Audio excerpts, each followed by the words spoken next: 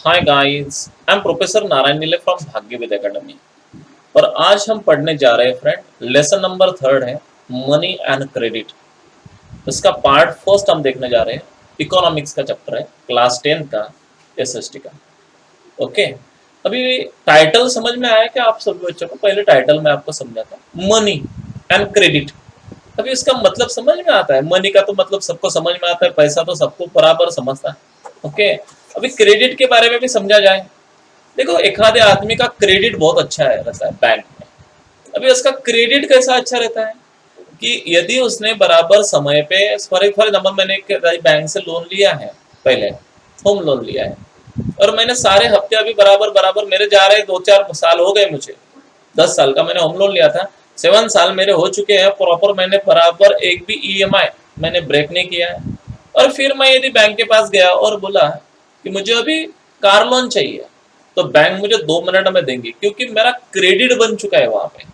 अभी what is mean by credit? Credit समझता है कि आपको क्या होता है? तो क्रेडिट का मतलब ऐसा होता है फ्रेंड कि तुम्हारा रेपुटेशन वहां पे अच्छा हो जाता है कि नहीं भाई, ये आदमी बराबर पे करता है, तो फिर उसका क्रेडिट अच्छा बन जाता है, तो इसको बोलते हैं क्रेडिट।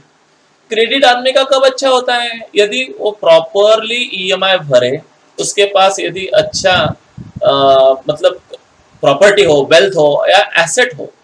जब अपन बैंक को अच्छी एसेट देते हैं तो बैंक में हमारा क्या बन जाता है? एक क्रेडिट बन जाता है। फिर बैंक हमें कुछ भी पैसे देने के लिए क्या हो जाती है? तैयार हो जाती है, लोन देने के लिए तैयार हो जाती है। तो अच्छा सा क्रेडिट होना चाहिए। क्रेडिट कब रहता है? फॉर एग्जाम्पल एक आधा यदि सर्वेंट है, तो उसका अच्छा क्रेडिट बन जाता है, क्योंकि उसके पास क्या होता है? सैलरी स्लिप होती है। सैलरी स्लिप उसका क्या है? क्रेडिट है। या कोई आदमी सैलरी स्लिप नहीं है, मतलब उसके पास पेमेंट नहीं है, बट अच्छे से उसके पास प्रॉपर्टी ट्रिमेंडस है। फॉर एग्जाम्पल उसके पास 2 कंपनियां हैं, तो वो एक कंपनी क्या करता है? मॉर्गेज कर देता है, या कुछ लैंड है 25-25 एकड़ 50 एकड़ ऑफ लैंड, तो बैंक में क्या कर देता है? मॉर्गेज कर देता है। फिर बैंक उसको लोन देने के लिए क्या बन जाती है? तैयार हो जाती है। क्यों? क्योंकि उसका क्रेडिट अच्छा है। ये बात आपको समझाने की मैं कोशिश कर रहा हूँ कि क्रेडिट आदमी के एसेट के ऊपर, तुम्हारे पास कितनी एसेट है, चल और अचल। अभी चल और अचल समझता क्या आपको? मतलब कुछ एसेट ऐसी होती कि जो चलते फिरते। फॉर एग्जांपल मेरे घर में समझो 4 लोग हैं, चारों, एक डॉक्टर है, इंजीनियर है, ये सारे एसेट हो गई, लेकिन वो कैसी है? चल है। अभी अचल मतलब क्या? हमारे पास 4 बेंगलोर है, 50 एकड़ ऑफ लैंड है, तो ये हो गई फ्रेंड अचल एसेट, मतलब चल नहीं सकती बराबर। तो उसके ऊपर क्रेडिट दिया जाता है। समझ में आया? अभी अभी टाइटल आपको समझ में आया, मनी एंड क्रेडिट। चलो, उसका सिर्फ पार्ट फर्स्ट आज हम देखेंगे। इकोनॉमिक्स का चैप्टर है फ्रेंड। इकोनॉमी मतलब आपको समझता है पैसा, पैसा से रिलेटेड। क्लास 10 का चैप्टर है एसएसटी का। चलो देखते हैं लाइन बाय लाइन उसका। हाँ, चलो, टॉपिक फर्स्ट है फ्रेंड हमारा, उसका नाम है मनी एंड क्रेडिट। किस प्रकार से मनी और क्रेडिट होता है, चलो देखते हैं। In early times, early times मतलब समझता है कि आपको? पास्ट में, प्रिमिटिव टाइम्स मतलब प्राचीन समय में, people use to exchange one commodity for the another. बराबर। पहले क्या था रे? पहले लोगों के पास पैसा वगैरह कुछ भी नहीं था। तुम्हारे ग्रैंड पेरेंट्स को पूछो, वो बताएंगे आपको कि यस, पहले जमाने में क्या नहीं था? पैसा नहीं था। फिर बार्टर सिस्टम थी उस समय पे। अभी what is mean bye barter system? ये है यहाँ पे, देखो जरा, बार्टर, BARTER, बार्टर सिस्टम मतलब एक चीज उनको देना, फिर उसके बदले में दूसरी चीज लेना, उसको बोलते हैं हम बार्टर सिस्टम। देखो, पहले जमाने में क्या किया जाता था? अभी फॉर एग्जांपल कटिंग करने जाना है, सिंपल एग्जांपल देता मैं, बार्बर के पास। तो मैं बार्बर के पास जाता था कटिंग करने को, तो फिर बार्बर को मैंने क्या देता था? बार्बर बोलता, पैसे नहीं थे ना, अनाज देता था। मतलब एक केजी मैंने उसको क्या दिए? गेहूं दिए या जवार दिया, तो ऑब्वियसली उसके बदले में वो मेरी कटिंग करके देता था। ये समझ में आया? ये था बार्टर सिस्टम पहले जमाने में। मतलब एक कॉमोडिटी देना, कॉमोडिटी मतलब एक उपयुक्त तो चीज मेरे पास जो है, मेरे पास से दूसरे पास को देना, और जो उसके पास की है मैंने ले लेना। उसको बोलते हैं depending on their requirement under the barter system. लेकिन उसमें बहुत प्रॉब्लम आते थे बार्टर सिस्टम में, क्योंकि सामने वाले की रिक्वायरमेंट भी हो रहा ना। यदि फॉर एग्जांपल मैं कटिंग करने को गया और मैंने बोला कि मेरे पास जवार है, 1 किलो जवार ले और मेरी कटिंग दे दे, तो एक्चुअली उसके पास जवार बहुत आई है, बहुत सारे लोगों ने जवार ही लाके दी, तो वो बोलेगा नहीं, जवार नहीं चाहिए अभी भाई, नहीं तो मैं कटिंग नहीं दूंगा, मुझे वेट चाहिए। अभी मेरे पास इतनी वेट नहीं है, तो फिर वो मेरी कटिंग नहीं करेगा। समझ में आया आपको? हेयर कटिंग की बात चल रही है। तो मेरा कहने का तात्पर्य एक है, जब तक दोनों की रिक्वायरमेंट मैच न हो तब तक बार्टर सिस्टम काम नहीं करती थी। मतलब उसको भी विट की जरूरत है और मेरे पास विट है तो फिर मैं दे रहा हूं और फिर मेरे हेयर कटिंग कर रहा हूं, तो that is right, that is a barter system. लेकिन कभी कभार एक को उसकी चीज की जरूरत होती है, दूसरे को वो चीज की जरूरत नहीं होती है, तो बार्टर सिस्टम काम नहीं करती थी। बहुत सारे ऑब्स्टेकल्स आते थे पहले जमाने में।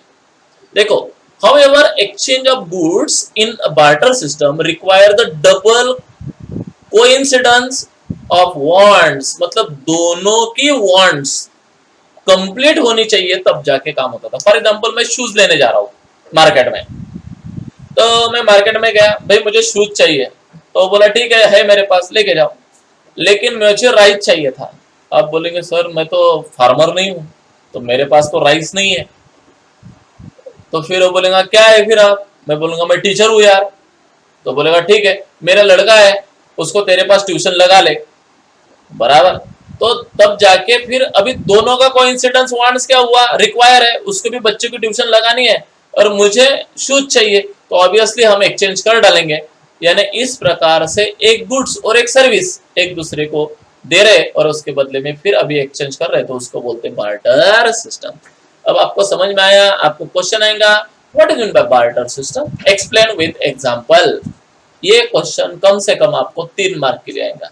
तो बताना, in early times people used to exchange one commodity for another depending on their requirement under the barter system, लेकिन requirement के अनुसार।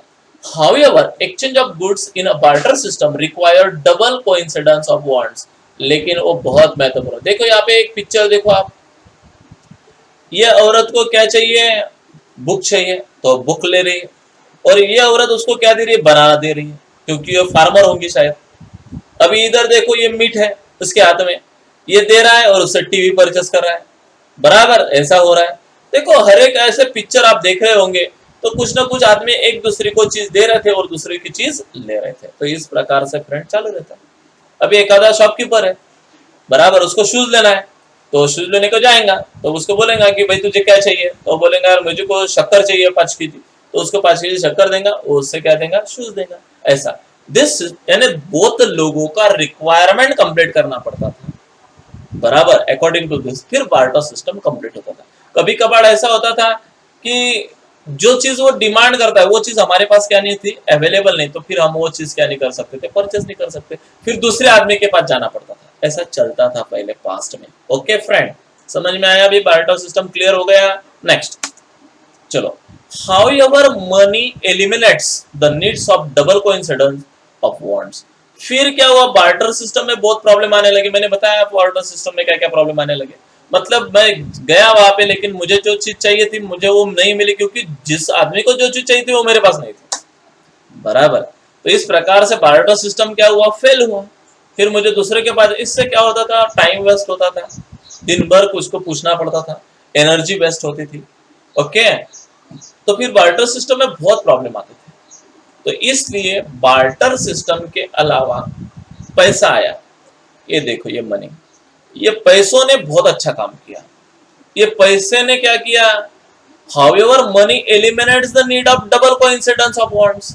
मतलब सिर्फ क्या देना, जो मुझे चाहिए वो पैसा देना, उसको जो चीज है उससे परचेस करना, फिर वो पैसों से उसको क्या चाहिए वो परचेस करेगा।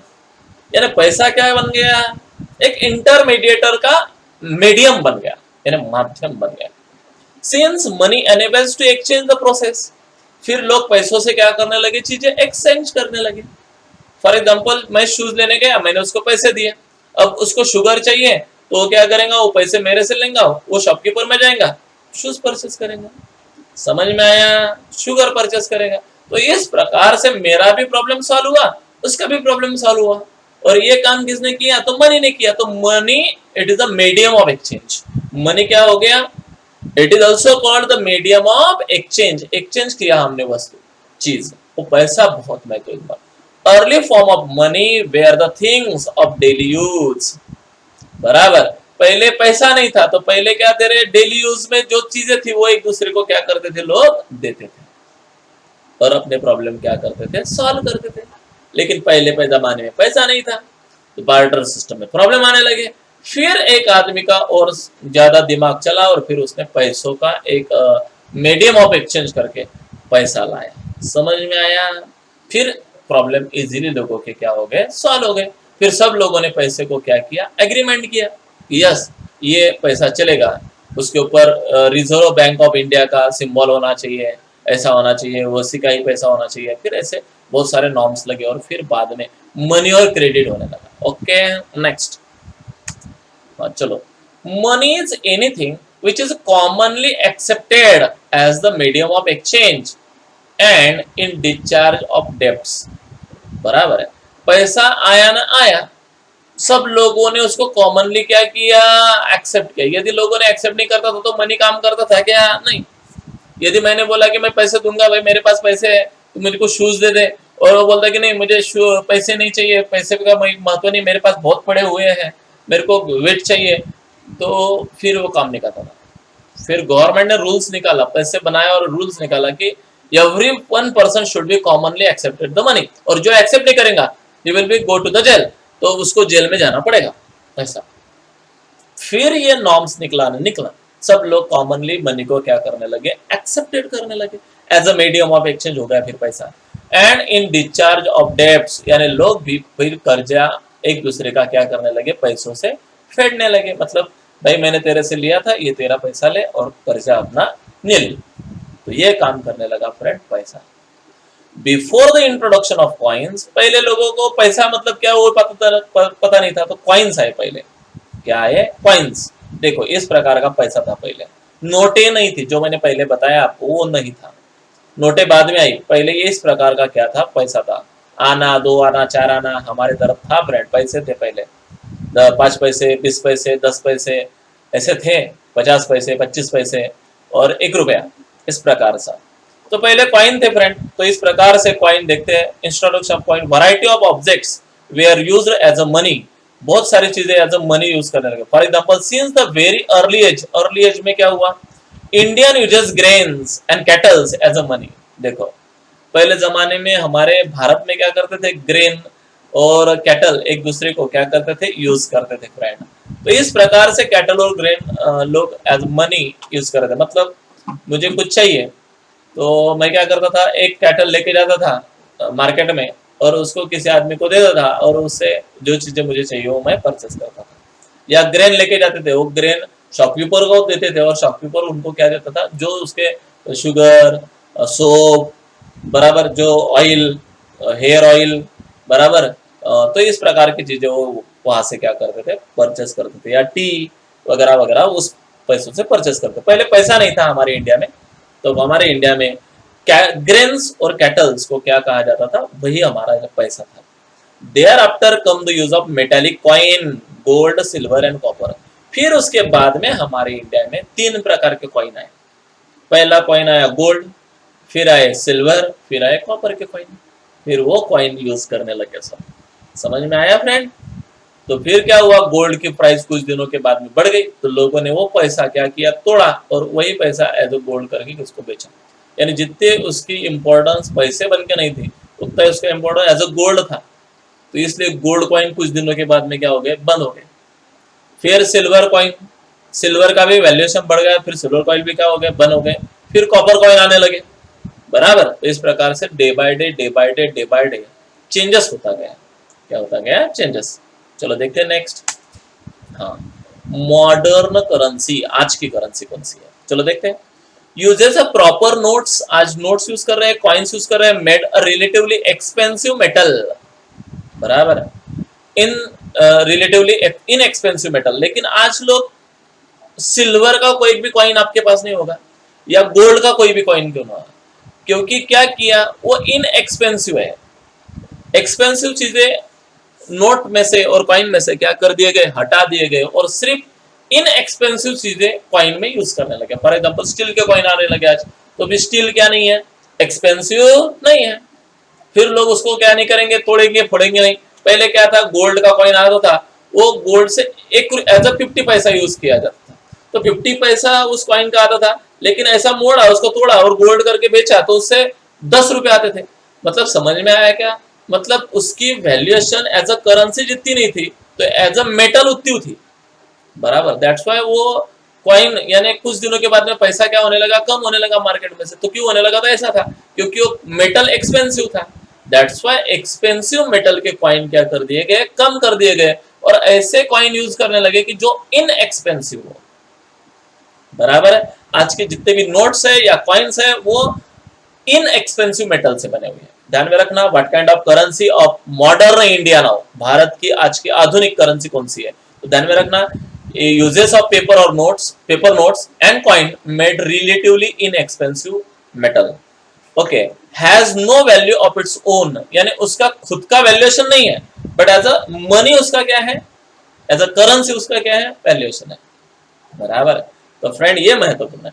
अभी समझो एक नोट है मेरे पास 500 रुपए की, एक्चुअली नोट मैंने भंगार वाले को देने को गया तो मेरे को 5 पैसे भी नहीं देगा वो, यानी 1 रुपया भी नहीं देगा उसका, लेकिन यही नोट मैंने करेंसी करके यूज किया तो 500 रुपए है वो, मतलब रिलेटिवली क्या नहीं है, वो इनएक्सपेंसिव है, बराबर। लेकिन ऐसी करेंसी करके क्या है, एक्सपेंसिव है, तो उसका खुद का क्या नहीं है, वैल्यू नहीं है, has a value only because it is authorised by the government of the India country, बराबर। लेकिन उसको वैल्यूएशन 500 रुपए का क्यों है, क्योंकि उसके ऊपर क्या है, गांधी बाबा है, रिजर्व बैंक का सिक्का है, गवर्नर के क्या है, साइन है, इसलिए वो नोट को क्या है, उस कागज को क्या है, वैल्यूएशन है। समझ में आया। What kind of modern currency we have, तो एक्सप्लेन विद एग्जांपल, तो ये आपको देना है। It uses a paper notes coins to make relatively inexpensive metal. दूसरा, it has no its own value. Third, it is authorized by the government and that's why it has its value, but it has a value because only because काय की वजह से it is authorized by government of the country। Okay, समझ में आया आपको। ये question भी आपको नियर अबाउट 3 मार्क के लिए आएगा। What kind of modern currency we have. Okay, अभी इन इंडिया कैसा है, the Reserve Bank of India is only a legal authority that can issue currency notes, बराबर, and coins on the behalf of the central government. आपको जरूर एक question आएगा, नोटे बनाना, currency तैयार करना या कॉइन तैयार करना, ये हमारे हाथ में नहीं है, ना पीएम के हाथ में है, ये सिर्फ एंड सिर्फ अधिकार किसको दिया है, reserve Bank of India RBI को दिया गया है, और सेंट्रल गवर्नमेंट को दिया है। सेंट्रल गवर्नमेंट डिसाइड करेगी यस कि अभी करेंसी छापनी है या नहीं छापनी है, बराबर, वो सोचेंगे, मतलब according to the need of people, इस प्रकार से वो बराबर डिसीजन लेते हैं। यानी वो सिर्फ अधिकार नोटें छापने का, करेंसी बनाने का अधिकार रिजर्व बैंक को है, पहली बात, लीगली अथॉरिटी को, बस उसी को है। इशू करेंसी, वही करेंसी क्या कर सकती है, इशू कर सकती है, नोट्स भी और कॉइन भी, बट उनको भी, वो भी खुद नहीं ले सकती, उनको भी सेंट्रल गवर्नमेंट को क्या करना पड़ेगा, पूछना पड़ेगा। मतलब एक को दिया क्या वो अधिकार, एक को ही दिया होता तो फिर फॉरएवर कुछ भी छपते बैठा, रिजर्व बैंक को दिया होता तो। लेकिन रिजर्व बैंक भी अकेले कुछ नहीं कर सकती जब तक सेंट्रल गवर्नमेंट उसको क्या नहीं होता, फॉर नहीं होता, या दोनों की मत एक मत नहीं होते तब तक। समझ में आया। The rupee in India currency and nobody can refuse to accept the payment made in the rupees in India, बराबर है। अभी जो भारत की जो करेंसी है, समझो अभी हमारे पीएम नरेंद्र भाई मोदी ने क्या किया था, कुछ करेंसी चेंजेस किया था, मतलब जो पहले 500 की नोट थी वो चेंज कर दी गई, जो 1000 की थी वो बंद कर डाली, अभी 2000 की नोट आई। अभी जो निकाला है ये करेंसी सब लोगों ने एक्सेप्ट करना है, कोई भी उसको रिफ्यूज नहीं करता। क्या तुम किसी मार्केट में गए और आपने बोला कि मैं ये कपड़ा लिया, ये कपड़ा लिया, ये कपड़ा लिया, आपने कपड़े लेने को, परचेस करने को गए और आपने क्लोजिंग परचेस भी किया और उस आदमी को 2000 रुपए नोट दिया, तो उसने बोला नहीं नहीं ये चलती नहीं, ये नहीं देना मेरे को, 500 की हो तो बता। ऐसा बोल सकता है कि नहीं भाई उसके पास छुट्टी नहीं है, दूसरा हो तो बताओ, लेकिन रिफ्यूज नहीं कर सकता। समझ में आया। यदि अपन ने बोला कि नहीं है मेरे पास, यही है, तो he should have to accept, उसको क्या करना पड़ेगा, एक्सेप्ट ही करना पड़ेगा, क्योंकि वो इंडियन करेंसी है और ऑथोराइज बाय गवर्नमेंट, बराबर, रिजर्व बैंक की उसको अथॉरिटी है, लीगल अथॉरिटी है, and that's why we have to accept it. nobody can refuse to accept the payment, payment करने के लिए कोई भी उसको क्या नहीं कर सकता, रिफ्यूज नहीं कर सकता। अभी फॉर एग्जाम्पल मुझे हफ्ता भरना है घर का, होम लोन का 10,000 रुपए का हफ्ता है, मैं वहां पे गया 10,000 रुपए लेके, 2-2 हजार की नोटें, तो वो बोलेगा क्या, नहीं ये नहीं होना, मुझे कॉइन सी होना या 500-500 की नोटें होना, नहीं, उसको 10,000 रुपये चाहिए बस, करेंसी यूज करनी चाहिए, तो यू शुड एक्सेप्ट। और यदि उसके नहीं एक्सेप्ट किए तो मैं उसके ऊपर केस डाल सकता हूँ, क्योंकि हमारा गवर्नमेंट ने हमको बताया है कि this currency should be acceptable by all, no one can refuse it. Okay, ऐसा है। Next, people deposit their extra money into the bank. अभी फॉर एग्जांपल मुझे पेमेंट है 90,000 रुपये, इमेजिनेशन करो थोड़ा सा, नहीं है या है वो बात अलग, सिर्फ 90,000 रुपये पेमेंट है, इसमें से मेरा घर खर्चे में ज्यादा से ज्यादा 50,000 रुपये खर्च होते हैं, and each and every month 40,000 मेरे पास स्पेयर में बचते हैं। अब मैं क्या करूँ, स्पेयर में बचे तो मैं क्या करूंगा, फिर ये महीने में 40,000 बचे, वो महीने में 40,000 बचे, अभी 10 महीने में मेरे पास 40-40-40-40 करके कितने हो गए, तो इस प्रकार से मेरे पास 4 चौक 16, 4 तिक 12, 1,20,000 रुपीज मेरे एक साल के मेरे पास रहेंगे। अब मैं इस पैसों का क्या करूंगा, समझ में आ रहा है, हर महीने में मेरे पास कितने हजार रुपए रह रहे, 40,000 रह रहे, बराबर, यानी 1,20,000 रुपीज मेरे पास क्या हो गए, जमा हो गए 40-40 करके, बराबर। तो सारे पैसे मैं क्या करूंगा, अभी एक्स्ट्रा बच गए, अभी इस साल में बच गए और नेक्स्ट ईयर में बचेंगे ना, और नेक्स्ट ईयर, फिर मैं जो बचा हुआ जो पैसा रहता है घर में न रखते हुए, घर में रहेंगे तो बढ़ेंगे क्या पैसे, नहीं, तो उल्टा मैं क्या करूंगा, बैंक में रखूंगा उसको, जो भी मेरे पास कैश थी, रिमेनिंग कैश, वो मैं बैंक में डिपॉजिट करूंगा। डिपॉजिट मतलब समझता क्या आपको, ये वर्ड डिपॉजिट मतलब, पहले मैं बैंक में अकाउंट ओपन करूंगा, समझ में आया, पहली बात, अकाउंट ओपन करने के लिए एक फॉर्म लगता, फॉर्म में अपन भरते, वो फॉर्म जमा करते, बैंक में मेरा खाता बन जाता, बराबर। फिर उस बैंक में मैं क्या करूंगा, मेरे पास 1 लाख 4 लाख रुपए हो गए समझो, मैं 4 लाख रुपए बैंक में क्या कर दूंगा, रख दूंगा कि भाई मेरे पास ये एक्स्ट्रा है, बराबर। तो मैंने बैंक में वो पैसे क्या किए, रखे। पहली बात तो मैंने क्यों रखे,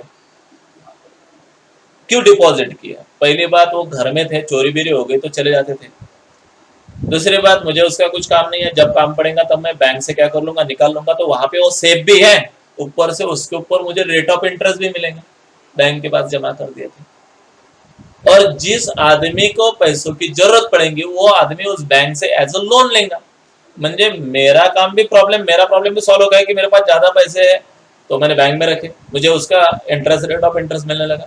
लेकिन बैंक ने क्या किया, जिस आदमी को उसकी नीड थी वो उसको पैसे दिया, यानी बैंक ने, वो आदमी लोन टेकर और मैं, हमारे दोनों के बीच का मीडिएटर का काम किया। मीडिएटर का काम समझता है क्या आपको, मतलब बैंक है एक साइड में और एक साइड में मैं आया, मैंने बैंक में पैसे डाले, फिर एक आदमी आया बैंक के पास लोन को मांग के, उसने, बैंक ने वो पैसे, मेरे पैसे उसको दिए।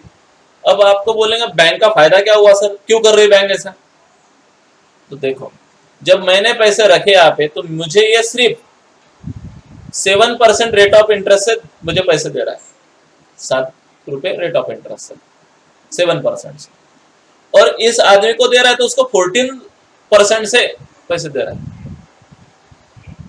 मतलब देखो, पैसे बैंक के है क्या, नहीं, पैसे मेरे, लेकिन मुझे सिर्फ बैंक कितनी दे रही है, 7%, और ले रही है उससे कितनी, 14%, 14% उससे ले रही है और 7% मुझे दे रही है, यानी बैंक ने जो काम किया वो बहुत अच्छा हुआ। इसके बाद अभी 7% extra interest, rate of interest बचा है, तो क्यों बचा है, तो उससे अभी बैंक में क्या क्या, जो जो लोग हैं, क्या बोलते हैं उसको, वहाँ पे लेबर है, उन सारों का पेमेंट करना पड़ेगा, बैंक को बिल आएगा इलेक्ट्रिसिटी का, वो देना पड़ेगा, उसने जो फर्नीचर किया है उसका मेंटेनेंस का खर्चा है वो सब देना पड़ेगा, तो ये पैसों से ये बैंक इस प्रकार से करती है। और इससे जिस आदमी का पास पैसे है ट्रिमेंडस, उससे भी कुछ रेट ऑफ इंटरेस्ट मिल जाता विदाउट कुछ करते हुए, और बैंक को भी मिल जाता, दूसरा जिस आदमी को नीड है उसको भी पैसा मिल जाता, कितनी अच्छी बात है, उसको बोलते हैं डिमांड डिपॉजिट। फिर आदमी क्या करता है, देखो अभी क्या करता है, पहले मैंने बैंक में कैश एक्स्ट्रा थी वो बैंक में डाल दिया, अब bank in addition to keep the money and also pay interest on the deposit of to the depositor, जो पैसे मैं डिपॉजिटर ने मैंने डिपॉजिट किए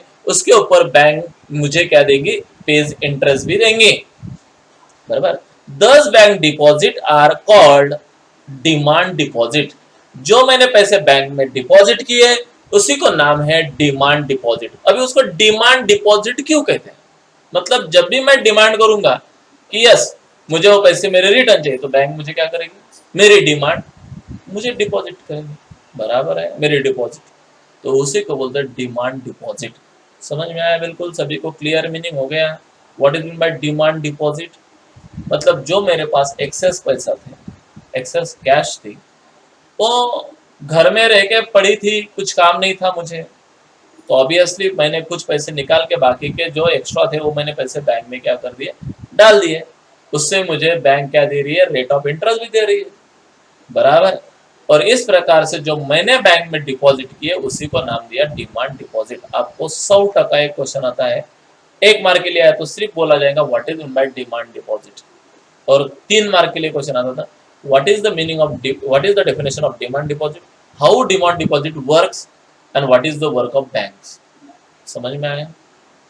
okay. A person simply needs to have an account with the bank to the deposit the money। बराबर है। जब तक मैं बैंक में अकाउंट नहीं खोलूंगा तब तक बैंक मुझे डिपॉजिट करने नहीं देंगे। मैं कहाँ पे डिपॉजिट करूंगा? फिर पहले मुझे बैंक में क्या करना पड़ेगा? खाता खोलना पड़ेगा, अकाउंट ओपन करना पड़ेगा। A check can be issued to make a payment directly from the bank deposit without using the cash।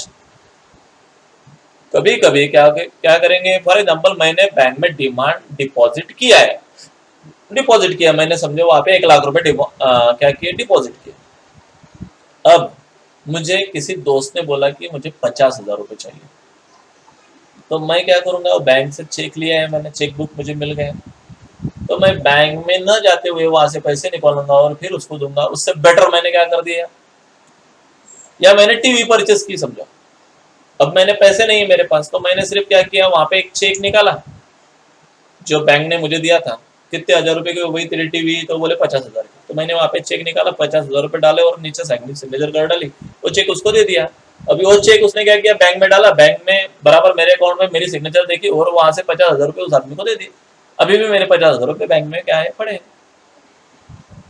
समझ में आया? तो ऐसा भी काम डिमांड डिपॉजिट करती, मतलब मैंने जैसे डिमांड किया वैसे बैंक ने भी मुझे डिपॉजिट किया। Okay. A person simply need have an account in the okay check can be used to make a payment directly from the bank deposit without using the cash। मैंने cash use किया क्या? नहीं। मैंने cash को हाथ भी लगाया क्या? नहीं। डायरेक्टली उसके नाम पे क्या दिया? मैंने पैसे दे दिए, चेक दे दिया, मतलब पैसे दिए।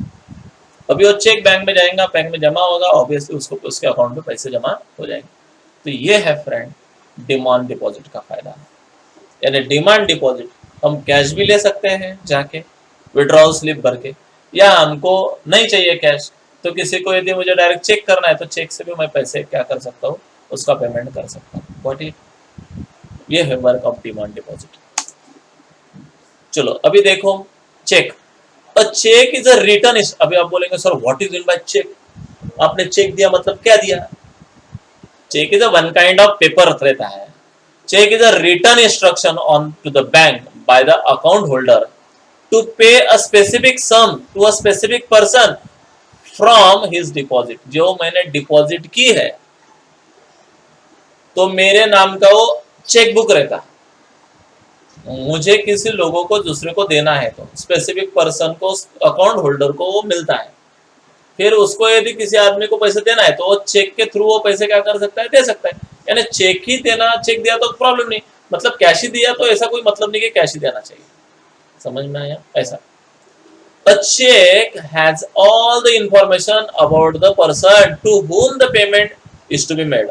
चेक के ऊपर सारा लिखना पड़ता कि मैं फॉर एग्जाम्पल मैंने टीवी लाया तो उस बैंक वालों को मैं, उस टीवी वालों को मैं लिखूंगा कि ये टीवी वाले का नाम लिखूंगा, बराबर, या उसके दुकान का नाम लिखूंगा, प्रोपराइटर जो है वो, और फिर नीचे 50,000 रुपये अमाउंट डालूंगा, और फिर मेरे यहाँ पे देखो, यहाँ पे उसका नाम होगा, कितने पैसे, तो नीचे लिखूंगा 50,000 रुपये, इधर लिखूंगा 50,000, और यहाँ पे टोटल लिखूंगा 50,000, और फिर यहाँ पे मेरी क्या करूंगा? सिग्नेचर करूंगा और फिर दे दूंगा।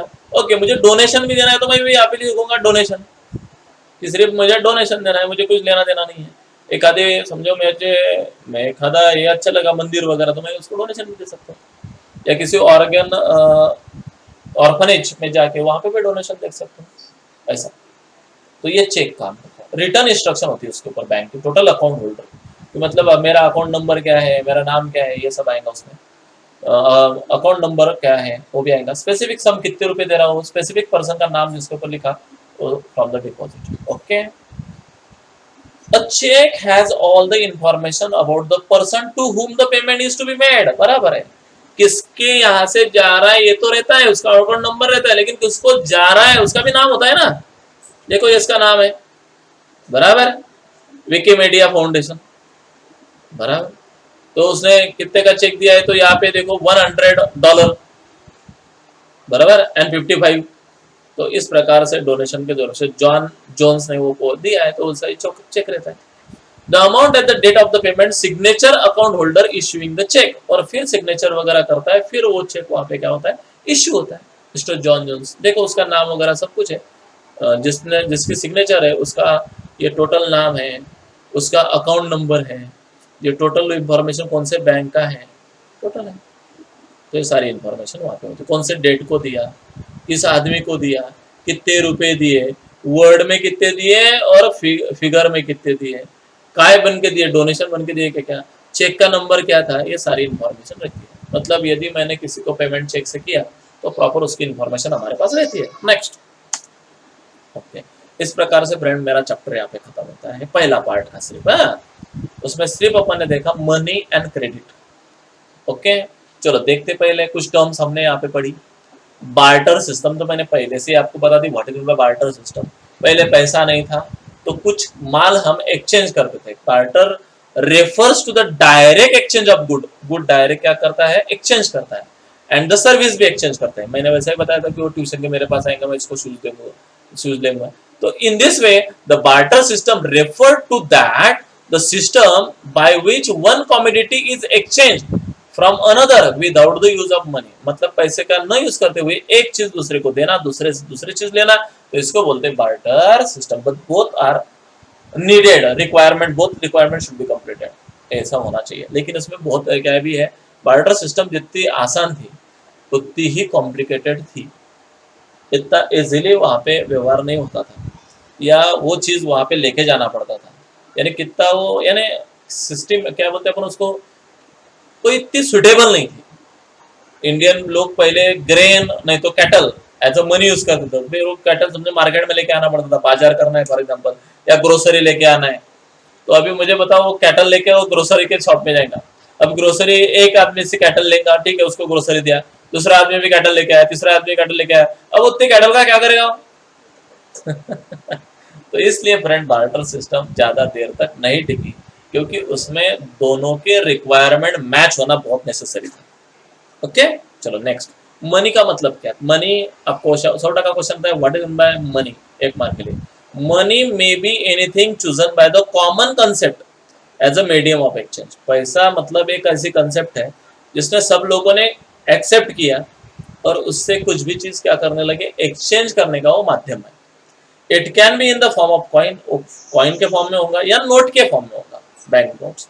कॉइन और द बैंक नोट्स कलेक्टिवली दोनों में चल सकता है। ओके, चेक का मतलब क्या है, ये भी क्वेश्चन आता है आपको, what is mean by cheque. तो आप बताना, a cheque is a proper instructing the banks in writing to pay a specific amount from the person's account and to the person whose name and the cheque has been issued. उसके ऊपर total information about the account holder रहती है, उसका नाम, उसका account number, वो कितने पैसे दे रहा है, उसकी साइन, कौन से डेट को दे रहा है, और फिर किस आदमी को दे रहा है। तो टोटल रहता है, total information. Okay, next. Okay, ये देखो, ये सिंबल है friend reserve Bank of India का, और ये रिजर्व बैंक ऑफ इंडिया है। अभी रिजर्व बैंक ऑफ इंडिया क्या करती है, it has a control all over the banks in the क्या बोलते हैं, इन द स्टेट और इन द कंट्री। कंट्री में जितने भी बैंक रहेंगे उसके ऊपर वो क्या रहेगा, कंट्रोल रहता है रिजर्व बैंक का। Reserve Bank of India. The Reserve Bank of India is only the legal authority that can issue currency, notes and coins on the behalf of central government. Reserve bank को पूरा अधिकार है कितने note छपे जाए, कितने coins बनाए जाए, लेकिन फिर भी उसको पूछना पड़ता है किसको, सेंट्रल गवर्नमेंट को। यानी सेंट्रल गवर्नमेंट, रिजर्व बैंक, दोनों का ओपिनियन एक होगा तो ही करेंसी आएंगी, नहीं नोटें बनेंगी, नहीं तो बनेंगी नहीं। ओके, इन्वेस्टमेंट का मतलब क्या होता है? अभी बहुत ये वर्ड आप लोगों ने सुना होगा कि मैंने प्लॉट में इन्वेस्टमेंट किया, कोई बोलता मैंने गोल्ड में इन्वेस्टमेंट किया, कोई बोलता मैंने बैंक में इन्वेस्टमेंट किया, कोई बोलता मैंने म्यूचुअल फंड में इन्वेस्टमेंट किया, कोई बोलता मैंने LIC में इन्वेस्टमेंट किया। अभी इन्वेस्टमेंट का मतलब क्या होता है? जो मेरे पास एक्सेस मनी होंगे वो मैंने बैंक में एज ए डिपॉजिट रखे तो हो गया इन्वेस्टमेंट, या मैंने कोई चीज परचेस करके रखी तो ये हो गया इन्वेस्टमेंट। कोई आदमी गोल्ड परचेस करके घर पे रख देता है, ये हो गया उसको इन्वेस्टमेंट। कोई एक आदि लैंड परचेस करके रख देता है। फॉर एग्जाम्पल मैंने 2005 में 13 एकड़ लैंड ली थी, वो 2.25 लाख रुपए एकड़ से ली थी, लेकिन अब मैं उसकी प्राइस अभी 9 लाख रुपए 10 लाख रुपए एकड़ बता रहा हूँ। क्योंकि डे बाय डे हमें जिस इन्वेस्टमेंट किया तो उसका एडवांटेज फ्यूचर में होता है, अभी नहीं होता है। तुमने अभी समझो एक आधा प्लॉट लेके देखा, 5 लाख का प्लॉट लिया है, उसको पैसे दे दिए, अभी प्लॉट पड़ा हुआ है। अब 5 साल के बाद में यदि आप बेचने जाओगे तो कम से कम आप लोग 9 लाख रुपए का वो प्लॉट आपने बेचा, तो क्या हुआ, जो इन्वेस्टमेंट 5 लाख किया था उसके ऊपर 4 लाख रुपए आपको क्या हुआ, मुनाफा हुआ।